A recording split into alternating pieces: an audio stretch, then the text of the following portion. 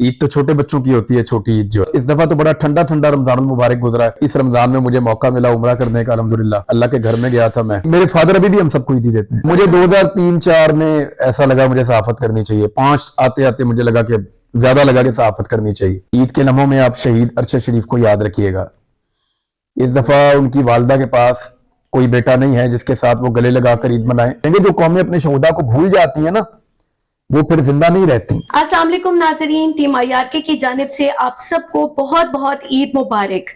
इस मीठी ईद पर हमने सोचा कि क्यों ना अपने नाज़रीन को एक ऐसी शख्सियत से मुलाकात करवाई जाए जो हर पाकिस्तानी की हर दिल अजीज है। आइए हम बात कर रहे हैं पाकिस्तान के मारूफ सहाफ़ी इमरान रियाज खान की। इनसे बात करते हैं और इनकी जिंदगी के बारे में जानते हैं। अस्सलाम वालेकुम सर। वालेकुम सलाम। Thank you. कैसे मिजाज है आपके? अल्लाह ताला का शुक्र है, आपको भी ईद मुबारक बहुत बहुत, और सबको देखने वालों को ईद मुबारक। Thank you sir. Sir Eid कैसी गुजर रही है आपकी? ईद ऐसे गुजरती है, हमेशा वैसे ही गुजर रही है अल्हम्दुलिल्लाह। और ईद तो छोटे बच्चों की होती है, छोटी ईद जो है। बिल्कुल। रमजान मुबारक के जाने पे एक थोड़ा सा होता है कि एक महीना आया था और बड़ा जबरदस्त। इस दफा तो बड़ा ठंडा ठंडा रमजान मुबारक गुजरा है जी। चंद दिनों के अलावा। और इस रमजान में मुझे मौका मिला उम्रा करने का, अल्हम्दुलिल्लाह।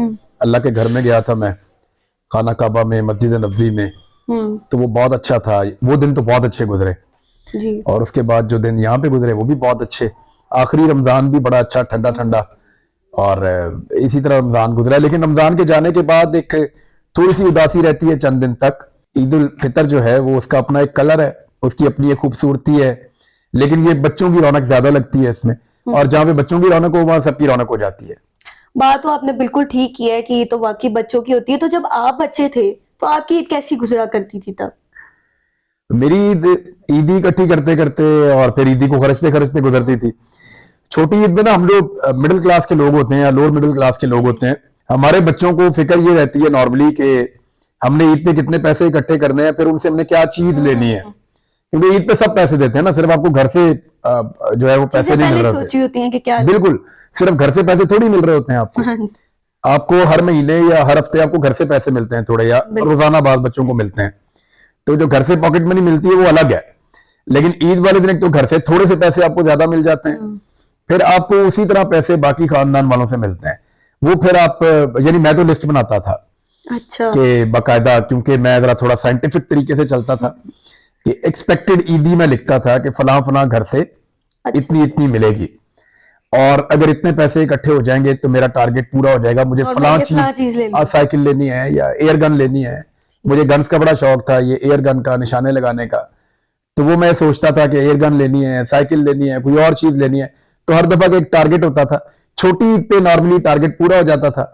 बकरा ईद पे, क्योंकि वो कुर्बानी वाली ईद है, तो उस पे लोग उतनी ईदी देते नहीं है और वो बच्चों की ईद होती नहीं है। मुझे वैसे जिस ईद पे ज्यादा मजा आता है, मैं ज्यादा जिस पे इंजॉय करता हूँ, वो बकरा ईद है। क्योंकि कुर्बानी मेरा पैशन है, मुझे बड़ा अच्छा लगता है। और कुर्बानी के अंदर एक अलग किस्म का इन्वायरमेंट होता है। उससे पहले जानवरों को लेना, उनको पालना, उनका ख्याल रखना। यानी मैं अभी से खरीदारी कर रहा हूँ बकरा ईद की। अभी हमने 2-3 दिन पहले भी एक इजाफा किया है एक और कुर्बानी के जानवर का।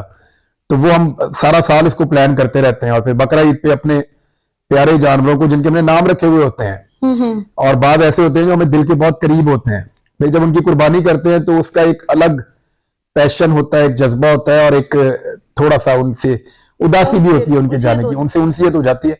तो वो मुझे बकरा ईद पे हमेशा से ज्यादा बेहतर लगता है। जब छोटा था तो छोटी ईद अच्छी थी, जब बड़ा हुआ तो फिर मुझे बकरा ईद ज्यादा बेहतर। नहीं, वैसे ऐसे ही होता है कि जो बच्चे होते हैं ना, उनके लिए ईद उल फितर ज्यादा मजेदार होती है, जबकि जो बड़े होते हैं वो प्रेफर करते हैं कि जी हमें ईद उल अजहा पे ज्यादा मजा आता है। लेकिन वैसे आपके घर में क्या रूल है? आमतौर पे घरों में होता है ना कि सब बच्चों को इक्वली ईद दी जाती है, लेकिन कुछ घरों में ये भी होता है कि जो बच्चा सबसे बड़ा है ना, उसको सबसे ज्यादा ईद दी जाती है। तो आप अपने बच्चों में किस तरह? नहीं, हमारे छोटे बच्चों को ज्यादा ईदी मिलती है। अच्छा। बड़ों को मिलना आहिस्ता आहिस्ता बंद हो जाती है। और मैं ईदी नहीं बांटता हूँ, मेरी वाइफ ईदी देती है बच्चों को। अच्छा। उन्होंने वो रखा हुआ है हिसाब किताब के बच्चों को कैसे ईदी देनी है और किस तरह देनी है। वो नए नोट भी वही मंगवाती हैं, और बच्चों को, बड़ों को कैसे ईदी देनी है। एक्चुअली तो जो मेरे से छोटे हैं उन्हीं को हम ईदी देंगे। और मैं बस अपने देते भाइयों में हैं वैसे ही या सबसे आप बड़ा हूँ। लेते भी हैं किसी से? नहीं, मेरे फादर अभी भी हम सबको ईदी देते हैं। अच्छा अच्छा। हर ईद पे सुबह मेरे फादर हम सबको ईदी देते हैं। हम सारे वो ईदी उनसे लेते हैं, और मेरे तो छीन लेते हैं बच्चे उसी वक्त मेरे से जो भी मुझे मिलता है। लेकिन मैं ईदी नहीं बांटता हूँ, मेरी वाइफ बांटती है। अच्छा, तो सबसे फेवरेट क्या आपका? ईद के दिन आप क्या खाना पसंद करते हैं? ईद के दिन ना, जो बकरा ईद है उसपे तो बहुत सारा कुछ खाने के लिए मिलता है, तो गोश्त वगैरह। बहुत ज्यादा। और जो छोटी ईद है, इस पे रमजान में रोजे रख रख के ना समझ ही नहीं आ रही होती कि दिन को खाना खाने का वक्त, और वो दिल ही नहीं कर रहा होता। बिल्कुल। आपको एक आदत पड़ जाती है ना, सहरी के वक्त खाया और अफ्तारी के वक्त खाया, वो 2-4 दिन तो समझ ही नहीं आती कि दोपहर को आप खाना खा रहे हैं तो क्या खा रहे हैं और क्यों खा रहे हैं। बिल्कुल। एक मिलती है बाजार से, उन्हें यहाँ फ्योनियां कहते हैं, वो सख्त वाली सवैयां होती है, हाँ जी। उनको दूध में भिगो के खाते हैं। वो अगर ज्यादा नरम ना हो और थोड़ी सी वो सख्त हो और दूध के अंदर भिगोई हो तो मुझे वो अच्छी लगती है। अच्छा, आप अब हमारे नाज़रीन को थोड़ा ये बताएं कि आप इतने बड़े सहाफ़ी हैं, तो मतलब क्या वजह बनी कि आपने सहाफ़त ज्वाइन की? कोई शुरू से माइंड के अंदर था कि सहाफ़त करूंगा, या बस अचानक ही सहाफ़त की तरफ आप? मुझे 2003-4 में ऐसा लगा मुझे सहाफत करनी चाहिए। 5 आते आते मुझे लगा कि ज्यादा लगा कि सहाफत करनी चाहिए, और फिर मैंने कोशिश करना शुरू कर दिया। फिर मैंने ज्वाइन कर लिया 6-7 में, और तब से लेकर अब तक मैं ये काम कर रहा हूं। मैं बाय चॉइस आया हूं ये प्रोफेशन, मैंने अपनी चॉइस के तहत। मैं इससे पहले बेरोजगार नहीं था जब मैं सहाफी बन रहा था, और ज्यादा पैसे ले रहा था, थोड़े पैसों पे मैं सहाफी बनने के लिए आया। लेकिन मैं बाय चॉइस आया, मैंने ये फैसला किया कि मैं सहाफत करूंगा। और बहुत सारे लोगों ने उस वक्त कहा कि ज्यादा सैलरी वाली जॉब छोड़ के कम सैलरी वाली जॉब में जाना अक्लमंदी नहीं है। बिल्कुल। अल्लाह रब्बुल इज्जत ने, मुझे ऐसा लगता था कि मैं इस काम के लिए बनाऊं, मैं ये काम कर सकता हूं।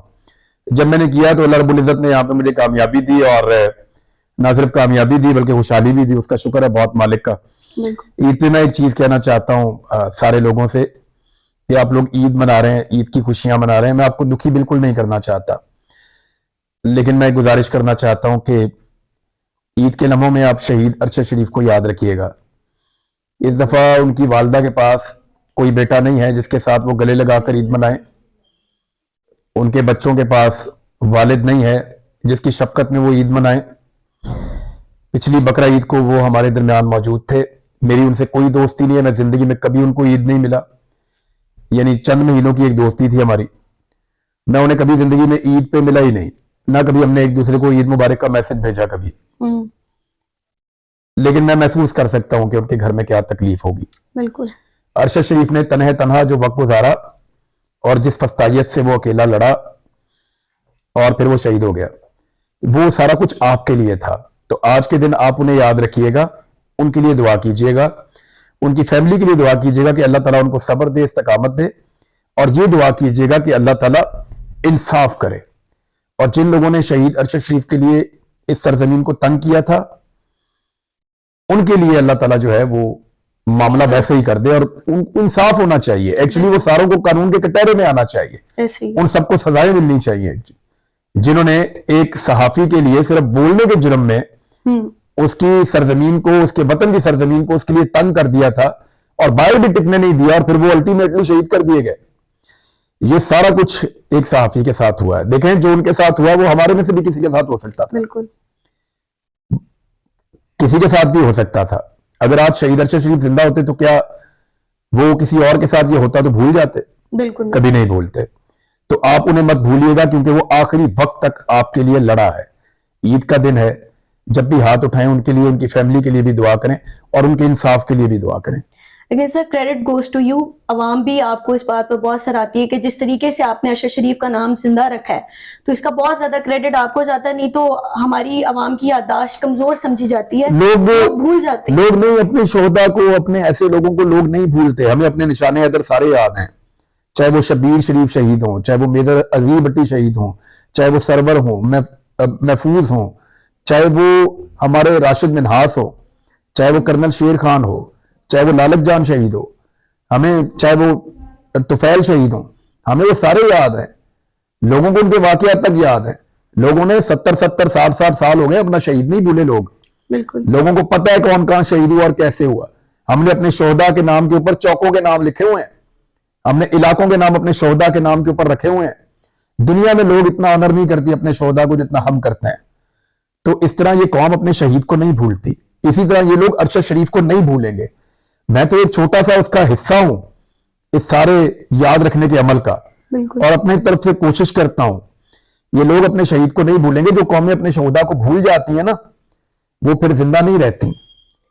सर लेकिन जिस तरीके से अरशद शरीफ साहब के साथ ज्यादती की गई, आवाम तो उसको याद रखती है, लेकिन आपको नहीं लगता बाकी रियासती ढांचे में मौजूद लोगों ने अरशद को उस तरह से ऑनर नहीं किया जिस तरह से एक शहीद को, बाकी शहीदों को ऑनर किया जाता? चंद लोग हैं, सिर्फ डिटाई ओढ़ी हुई है उन्होंने, उनकी जिद और अना जो है वो उन्होंने इस मुल्क से बड़ी बना दी है। चंद लोग हैं सिर्फ, ये एक एस्टेब्लिशमेंट है सिर्फ। पाकिस्तान की आवाम की बात हम नहीं कर सकते, पाकिस्तान के इदारों में काम करने वाले लाखों लोगों की हम बात नहीं कर सकते। जब जब मुझे कोई सूरत का सामना करना पड़ा, चाहे अदालत में, चाहे थाने में, चाहे कचहरी में या कहीं पे भी, जितने ऑफिशियल्स मुझे मिले उन्होंने शहीद अरशद शरीफ की बात की है। उनकी शहादत के बाद मैं जहां गया हूं, जिधर गया हूं, जिसको मिला हूं, मुझे सबसे पहले शहीद अरशद शरीफ की लोगों ने बात की है। इदारों के अंदर बैठे हुए लोगों ने बात की है। लोग खुलकर नहीं बोल सकते, सबका एक जैसा लेवल नहीं होता, लेकिन इसके बावजूद वो सबके दिलों में जिंदा है। और आज के दिन मैं कह रहा था कि उसको याद जरूर रखें। बिल्कुल बिल्कुल। अच्छा सर, थोड़ा सा सियासी गुफ्तगू करते हैं। ईद के बाद बड़ी एक इंपॉर्टेंट हियरिंग है सुप्रीम कोर्ट ऑफ पाकिस्तान में, तो क्या देख रहे हैं कि कंसेंसस हो पाएगा इलेक्शंस के हवाले से, या फिर इलेक्शंस जो 14 मई की डेट है उसी पर होंगे और नेशनल असेंबली के इलेक्शंस बाद में अल्टीमेटली करवाने पड़ेंगे? लेकिन सुप्रीम कोर्ट ऑफ पाकिस्तान ने अपना फैसला दे दिया है। उन्होंने बाकायदा बता दिया कि 14 मई को इलेक्शन होंगे, तो बस 14 मई को इलेक्शन होंगे। लेकिन मुझे ऐसा लगता है कि सुप्रीम कोर्ट को इस बात का यकीन दिलाया गया है, क्योंकि चेंबर में भी लोग मुलाकातें करते रहे हैं। अभी आखिरी दिन भी जब हेयरिंग हुई है तब भी चेंबर के अंदर अटॉर्नी जनरल और बाकी लोग गए थे, तो वो यकीन दिलाते रहे हैं कि मुज़ाकरात का कुछ ना कुछ नतीजा जरूर निकलेगा। लेकिन अदालत ने अपना 14 मई वाला हुक्म वापस लेने से इनकार कर दिया। अब इलेक्शन तो 14 मई को होने हैं, ये अदालत का हुक्म है। इस बीच में अगर सारी पॉलिटिकल पार्टीज मिलकर अदालत को बताती हैं कि जो पूरे पाकिस्तान में इलेक्शन वाली हमारी ख्वाहिश है वो पूरी होने जा रही है, हम सब मिलकर बैठ के इस नतीजे पर पहुंचे हैं, आप मेहरबानी करें हमें इस नई तारीख के ऊपर इलेक्शन करवाने की इजाजत दे दें और अदालत का ये हुक्म वापस ले लें। अगर सारे मिलकर जाकर कहते हैं तो फिर शायद अदालत कोई दरमियानी रास्ता इनको दे दे, वरना अदालत अपना फैसला कर चुकी है 14 मई वाला।